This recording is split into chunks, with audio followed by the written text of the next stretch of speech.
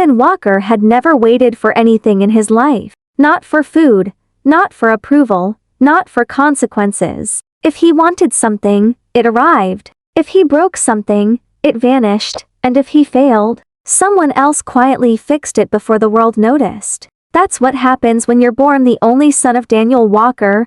Daniel was a tech billionaire, the kind people called self-made, even though the scale of what he built felt unreal. Software that reshaped entire industries, companies that rose and fell based on a single email from his office, a net worth that floated above $4 billion. Changing daily like the weather, Ethan grew up inside that world. Private jets before he understood long division. Boarding schools that looked like castles, summers in Europe, winters in ski towns where nobody asked questions. A weekly allowance of $10,000 that landed in his account every Friday. Without fail, by the time Ethan turned 25, he had never worked a real job. On paper, he was a strategy consultant at his father's company, earning $500,000 a year. In reality, no one could remember what he actually did. He showed up when he felt like it, left early, missed meetings, and somehow, his name stayed on the payroll. His real full-time occupation was excess. Miami knew him, so did Ibiza, so did every luxury dealership that recognized his face before he said his name. He treated nights like they were endless and money like it refilled itself automatically. One humid night on a coastal highway, Ethan wrapped his third Lamborghini around a guardrail. He stepped out without a scratch, glanced at the flames licking the hood, and felt more annoyed than shaken. The photos hit the internet by morning. When Daniel saw them, he didn't shout, didn't lecture, didn't even sigh. He felt something worse. Disappointment. Daniel loved his son. There was no question about that, but love didn't blind him. He saw how empty Ethan's confidence was. How easily it crumbled without comfort underneath it, how Ethan mistook access for ability, and charm for character. Still, Daniel hoped. He hoped Ethan would grow out of it. He hoped maturity would arrive on its own. He hoped money wouldn't be the thing that ruined his son. That hope carried him all the way to Ethan's 25th birthday. The celebration took place at a rented chateau in southern France. $2 million spent to make it feel effortless. Crystal chandeliers, imported marble, a live orchestra drifting through the courtyard like background noise to wealth. Guests flew in from 3 continents, everyone important was there. Ethan moved through the party like he owned the place. Champagne bottle in hand, $50,000, laughing loudly, surrounded by people who laughed even louder. Every joke landed, every story impressed. Every glance told him exactly what he expected. Near the edge of the courtyard stood Aisha Moore. Aisha worked in operations at Daniel's company, dark-skinned, sharp-eyed, and composed in a way that didn't bend for status. She wasn't impressed by the setting, or the money, or Ethan's effortless confidence. She watched him for a moment, then quietly said, "He doesn't see any of this, does he?" Daniel followed her gaze. Ethan was smiling, celebrated, adored, and completely absent. Daniel didn't respond. He didn't need to. Later that night, as fireworks exploded above the chateau and phones rose to capture the moment, Daniel took the microphone. The crowd fell silent. "When I'm gone," he said, smiling toward his son, "everything I've built goes to Ethan. He's my legacy." Applause erupted, glasses clinked, cameras flashed. Ethan lifted his champagne bottle with a grin. "Thanks, Dad. You're the best." People cheered louder. But Daniel wasn't watching the crowd. He was watching his son, and in Ethan's eyes, beneath the confidence and entitlement, Daniel saw something that terrified him. Nothing solid, no hunger, no grounding, no sense of weight. That night, after the guests left and the music faded, Daniel sat alone in his study, no advisors, no lawyers, just him and the truth he'd been avoiding for years. Love wasn't enough. Money hadn't helped, and if he did nothing, Ethan would never learn. So Daniel made a decision that would feel cruel, sound unforgivable, and change his son's life forever. 6 months later, Daniel asked Ethan to come into his office. Ethan thought it was about a new investment, or maybe a new car. He had no idea it was the day his world would collapse. "If you were Daniel, Would you protect your child with money, or risk losing them to teach a lesson that lasts? Hey there, my wonderful family and friends, welcome back. If you're ready to dive into today's story, make sure to hit that subscribe button and tell me in the comments where you're tuning in from. I love seeing where everyone's watching. And guess what? There's another amazing story coming your way tomorrow, one you definitely don't want to miss. Alright then, let's get started. Ethan walked into his father's office relaxed, same glass walls, same quiet power, same view of the city stretching endlessly below. He dropped into the chair across from Daniel, scrolling his phone, half listening. Daniel didn't waste time. He slid a thin folder across the desk. "I've given most of it away," he said. Ethan laughed, a quick breath through his nose. "Okay, that's funny." Daniel didn't smile. "I'm not sick. I'm not dying, but I'm done pretending this is working." Ethan finally looked up, effective immediately. Daniel continued, calm and steady. "Nearly all of my wealth has been donated.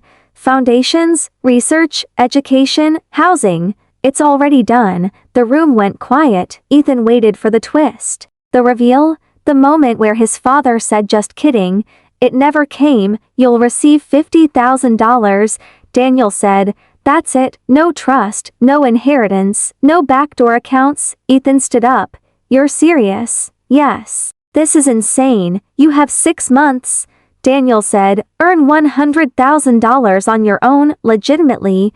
If you do, I'll reconsider. If you don't, you're cut off permanently." Ethan stared at him, then laughed again. Louder this time. "You're bluffing." Daniel folded his hands. "You'll find out today." Ethan's cards declined before sunset, every one of them. The penthouse lease was in Daniel's name, terminated in 30 days, his consulting position vanished overnight. When Ethan called HR, they told him the truth. There was no record of him ever doing actual work. His name had been there. His value never was.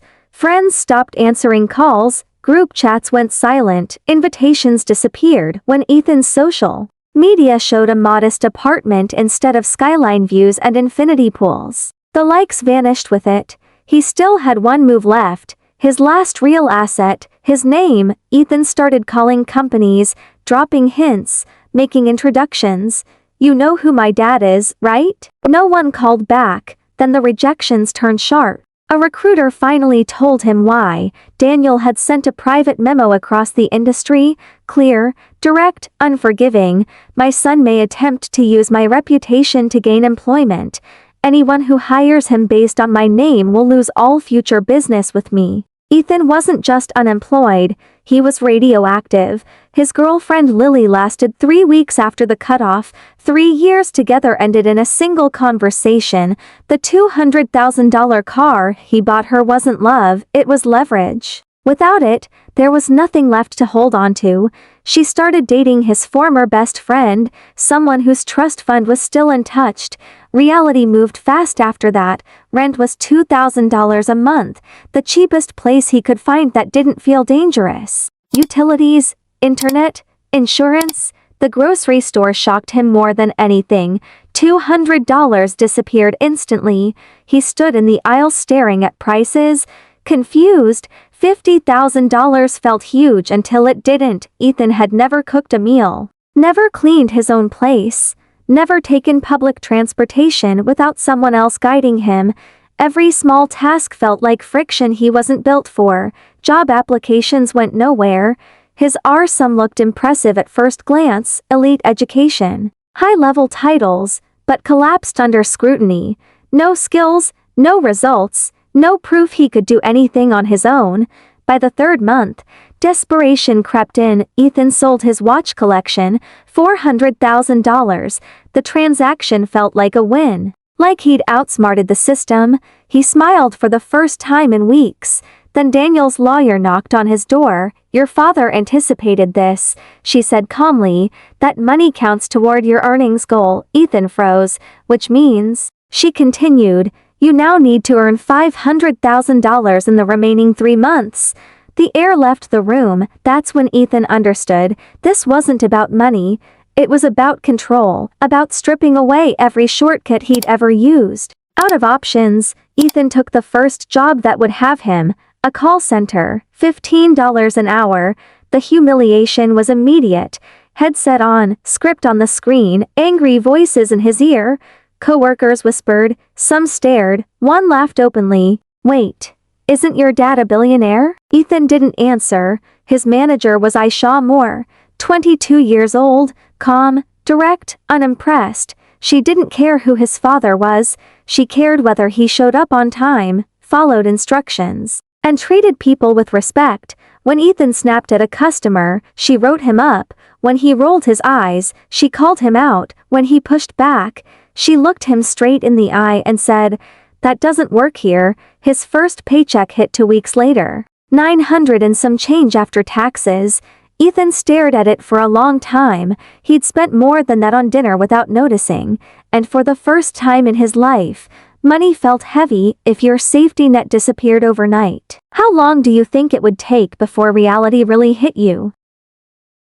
The 6 months ended quietly, no countdown, no dramatic meeting. Just a number on a page that told the truth Ethan had been avoiding. $47,000, that was all he'd managed to earn on his own. The rest came from selling pieces of his old life. Clothes, electronics, memories that once felt permanent. When the deadline passed, Ethan sat alone in his apartment, staring at the ceiling, knowing exactly what the result would be. Daniel didn't hesitate. "You're still cut off," he said over the phone. His voice wasn't angry, it wasn't cold, it was settled. "But I'm not done teaching you," Ethan wanted to argue, to beg, to explain how hard it had been, but something stopped him. For the first time, excuses felt embarrassing. Life didn't suddenly improve after that, it got slower. He kept the call center job longer than he wanted to. Then another one, then a slightly better one. Each step felt small, almost insulting compared to the life he used to live.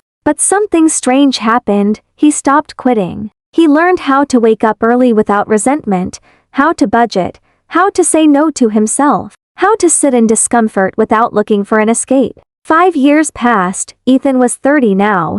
He worked in middle management at a mid-sized firm. Nothing glamorous, nothing impressive on social media. He made $85,000 a year and lived in a one-bedroom apartment close to a subway line because it made sense. He cooked most nights, packed lunches, checked his bank account before spending. Daniel was still alive, still wealthy, still giving his fortune away piece by piece. They had dinner once a month. Always the same place, quiet, predictable. Comfortable in a way Ethan hadn't known before. Daniel paid for the meal. Ethan insisted on leaving the tip. It wasn't pride, it was practice. The hardest part wasn't losing the money, it was understanding, too late, what his father had been trying to give him all along. At one of their dinners, Ethan finally said it out loud. "I get it now," he said. "I'm sorry for who I was. Can I have another chance?" Daniel didn't answer immediately, then he smiled, not kindly, not cruelly, honestly. "Marcus." He stopped himself, then corrected it. "Ethan, you already had your chance. This life you built? This is it, and you're better for it." Ethan wanted to be angry. Instead, he felt something unfamiliar. Pride, not the loud kind. The quiet kind that didn't need approval. The kind that came from knowing he could survive. The kind money couldn't buy. Last week, his car broke down, $1,200. It wiped out his emergency fund completely. Ethan stared at the repair estimate, heart racing. 5 years ago, this would have been nothing, a minor inconvenience. A swipe of a card. He called his father. Daniel listened, then said, "No, you'll figure it out," he said. "You always do now." Ethan didn't argue. He took the bus for 3 weeks, woke up earlier, walked farther, adjusted. It hurt, every day, but it was real. And for the first time in his life, so was he. Sometimes Ethan scrolled through social media and saw his old friends, still wealthy, still partying, still posting photos that looked perfect. He didn't envy them anymore. But he'd be lying if he said he didn't miss the comfort. Growth wasn't glamorous. It was quiet, uncomfortable, expensive in ways no one warned you about. Ethan had lost everything he thought mattered, and in the process gained the only thing that ever really did. A life he could stand on without anyone holding it up. Years later, Ethan discovered the final detail of his father's will, and realized the lesson hadn't ended where he thought it had. Thank you for watching all the way through. If this story moved you, the next one will surprise you in ways you won't expect. Go ahead and click the video on your screen. Your next story awaits.